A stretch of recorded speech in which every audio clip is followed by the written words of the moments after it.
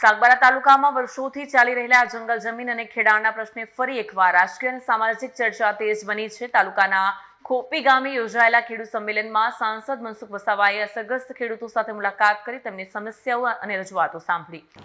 સાગબારા તાલુકાના ખોપી ગામે જંગલ જમીન અને ખેડાણના પ્રશ્ને ખેડૂત સંમેલન યોજાયું, જેમાં સાંસદ મનસુખ વસાવાએ અસરગ્રસ્ત ખેડૂતોની રજૂઆતો સાંભળી। ખેડૂતોએ વર્ષોથી ખેતી કરાતી જંગલ જમીન અને કાયમી ઉકેલ વન વિભાગની કાર્યવાહીથી રાહત અને વન અધિકાર કાયદા 2006 હેઠળ પાત્ર દાવાઓનો ઝડપી નિકાલ કરવાની માંગ કરી। સંમેલનમાં ઉકાઈ જળાશયથી વિસ્થાપિત પરિવારોના પ્રશ્નો પણ ઉઠાવવામાં આવ્યા। ખેડૂતોની સમસ્યાઓ સરકાર સમક્ષ રજૂ કરવાની ખાતરી સંસદે આપી। દિવસથી આજે લડત ચાલે છે અને આજે જે બધાનું સમર્થન મળે, શું કહેશો? અમારા 2025થી આ લોકો જંગલ ફોરેસ્ટ વિભાગ અમને રોકવામાં આવ્યા છે। એ દિવસથી અમારો આ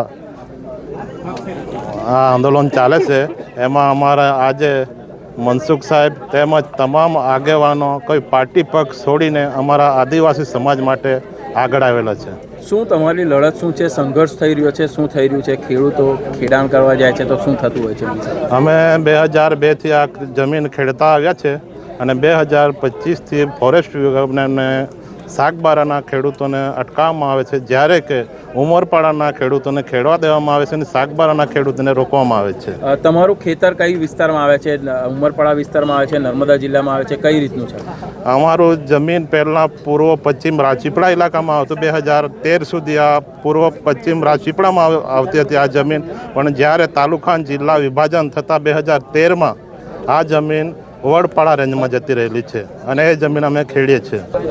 જે આદિવાસી સમાજના 2005 આદિવાસી સમાજનો જે વન અધિકાર કાયદો બન્યો, એના અંતર્ગત જે પણ લોકોએ આખા દેશમાં દાવા કરેલા 5 લાખ વન અધિકાર દાવા, 50 લાખ વન અધિકાર દાવા, એમાંથી 25 લાખ વન અધિકાર દાવા આપવામાં આવ્યા છે, 18 લાખ રિજેક્ટ કરવામાં આવ્યા અને 11 લાખ દાવા જો પેન્ડિંગ છે। તો આ બધી જમીન છે એ પેન્ડિંગ દાવાની છે। અહીંયા સાગબારાના ખેડૂતો ઉમરપાડાના સીમમાં જે આ જમીન ખેડે છે ને એ આદિવાસી સમાજના લોકો ઉકાઈ વિસ્થાપિત છે અને પહેલેથી જ આ જમીન ખેડે છે। તો અત્યારે આ 2 વર્ષથી જ કેમ પ્રશ્ન ઉત્પન્ન થયો અને આ જે ખેડૂતો છે એના સહકાર માટે આદિવાસી સમાજના નર્મદા જિલ્લાના બધા આગેવાનો આજે ભેગા થયા છે અને એ લોકોના પ્રશ્ન કેવી રીતે સોલ્વ થાય અને જે ખેડૂતો છે જંગલ જમીન ખેડતા થાય એના માટે આજે કાર્યક્રમ હતો। તમારા મતે કેટલા જિલ્લાના પેન્ડિંગ દાવા છે અને સરકારે શું કરવું જોઈએ? નર્મદા જિલ્લામાં 7-8 હજાર પેન્ડિંગ દાવો છે। તો આ જીવનભાઈ એક નહીં, એવા તો 5-7 જીવન છે, 5-7 જીવન આ બધાને આવનારા દિવસોમાં ખુલ્લા પાડીશ।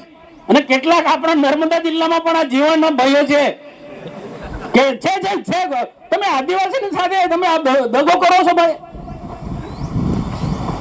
કયા સ્વાર્થના કયા મતલબના કારણે અમારા સમર્થનમાં નથી આવતા? આખો પ્લાન્ટેશન થઈ ગયા પછી આ જીવનભાઈ જો એને કામ મળી જશે, 1-2 જેસીબી આવી છે, બીજા ઘણા જેસીબી આવી છે, ઘણા બધા લોકોને 4 વ્હીલ ના કઈ કે ઊંચી ગાડીઓ બધી આવી જશે, પણ આદિવાસી એને માફ નહીં કરે। આવા લોકોને જીવન એન્ડ કંપનીઓને આદિવાસી માફ નહીં કરે। અને બીજું ઉમરપાડાના જે લોકો આપણી જેમ જંગલની જમીન ખેડે છે એમને મારે અહીંયાથી એમ કહેવડાવું છું કે 1-2 વર્ષની અંદર પણ આપણે પણ બધા ભેગા મળીને કેવું પડશે, આપણે બધા ભેગા થઈને એમને કેવું પડશે ઉમરપાડા એ આદિવાસી છે પણ ગેરમાર્ગે દોરે છે। આ જીવનભાઈ જેવા લોકોના વાતમાં આવીને એમની વાતમાં આવી ગયા છે, પણ એમને એમ કહેવાનું છે જે લોકો આપણી જેમ જંગલની જમીન ખેડે છે આ 2 વર્ષમાં પ્લાન્ટેશન થઈ જશે પછી તમારો વારો છે ભાઈ, પછી તમારો વારો છે।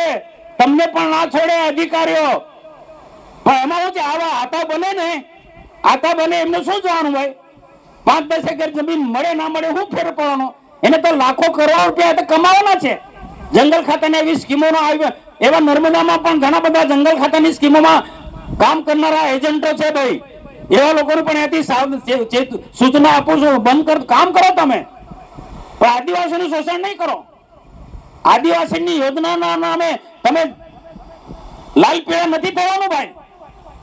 અહીંયા આજે જેટલા ઉમરપાડા વિસ્તારની અંદર અહીંયા પણ આપણા વિસ્તારની અંદર કદાચ પાછા પ્રલોભન તમે આ કોન્ટ્રાક્ટનું કામ ચાલુ કરી દો ને, કોઈ એનજીઓ બનાવી કાઢો ને, તમે અહીંયા વન સમિતિ થકી કઈ કામ કરવા તમને કામ આપીશું, અહીંયા બી ચાલુ કરશે।